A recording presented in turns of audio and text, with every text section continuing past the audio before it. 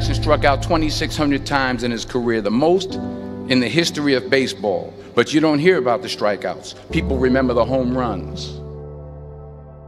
Fall forward. Thomas Edison conducted 1,000 failed experiments. Did you know that? I didn't know that. Because the 1,001st was the light bulb. Fall forward. Every failed experiment is one step closer to success. You've got to take risks, and I'm sure you've probably heard that before, but I want to talk to you about why that's so important. You will fail at some point in your life. Accept it. You will lose. You will embarrass yourself. You will suck at something. There's no doubt about it. And I know that's probably not a traditional message for a graduation ceremony, but hey, I'm telling you, embrace it, because it's inevitable.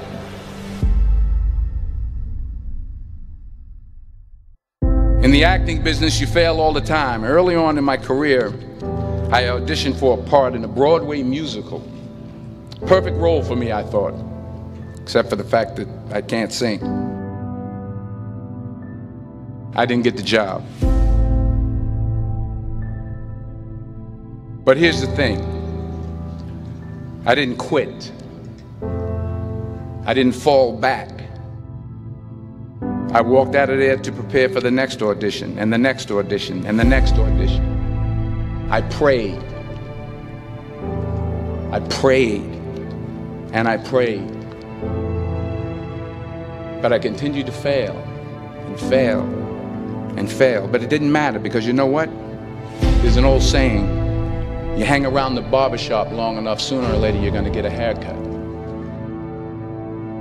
So you will catch a break, and I did catch a break. Last year, I did a play called Fences on Broadway. But here's the kicker. It was at the Court Theater. It was at the same theater that I failed that first audition 30 years prior.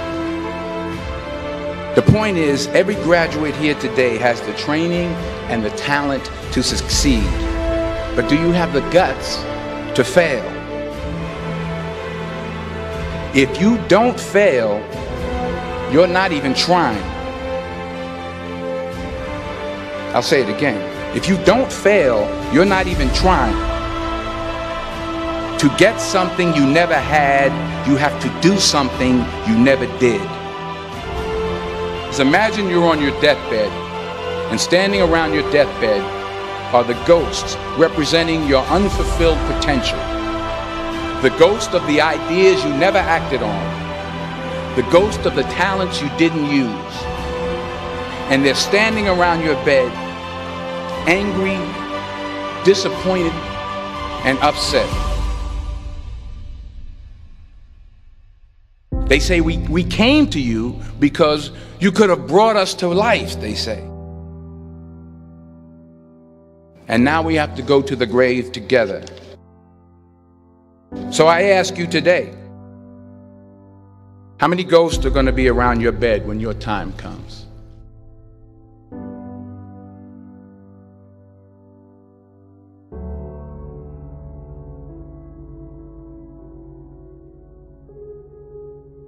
I just got back from South Africa. It's a beautiful country, but there are places there with terrible poverty that need help.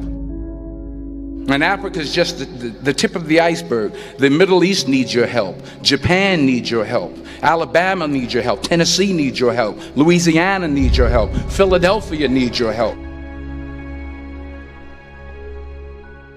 The world needs a lot, and we need it from you. We really do. We need it from you young people. I mean, I'm not speaking for the rest of us up here, but I know I'm getting a little grayer. We need it from you, the young people, because remember this. You got to get out there. You got to give it everything you got, whether it's your time, your talent, your prayers, or your treasures.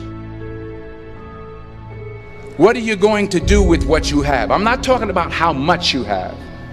Some of you are business majors. Some of you are theologians, nurses, sociologists. Some of you have money. Some of you have patience. Some of you have kindness. Some of you have love. Some of you have the gift of long suffering. Whatever it is, whatever your gift is, what are you going to do with what you have? All right, now here's my last point about failure.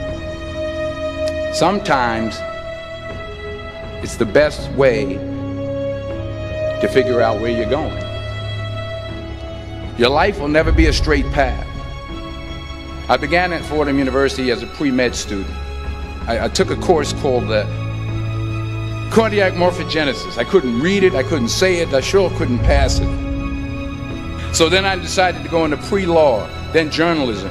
And with no academic focus, my grades took off in their own direction. I was a 1.8 GPA. And the university very politely suggested that it might be better to take some time off. I was 20 years old. I was at my lowest point. And then one day, and I remember the exact day, March 27th, 1975, I was helping my mother in her beauty shop. My mother owned a beauty shop up in Mount Vernon. And there was this older woman who was considered one of the elders in the town. And I didn't know her personally, but I was looking in the mirror, and every time I looked at the mirror, I could see her behind me, and she was staring at me. She just kept looking at me. Every time I looked at her, she kept giving me these strange looks. So she finally took the dryer off her head and she said something I'll never forget. She said, "Young boy, I have a prophecy, a spiritual prophecy."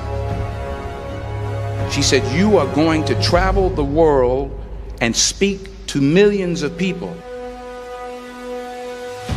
And in the years that followed, just as that woman prophesied, I have traveled the world and I have spoken to millions of people through my movies.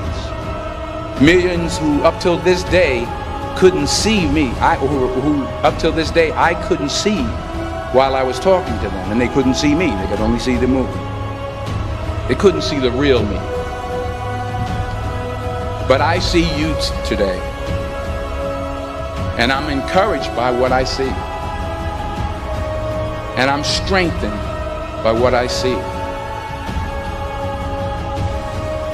Because taking risk is not just about going for a job. It's also about knowing what you know and what you don't know. It's about being open to people and to ideas. The chances you take, the people you meet, the people you love, the faith that you have, that's what's going to define you. Never be discouraged. Never hold back. Give everything you got. And when you fall throughout life, remember this: fall forward.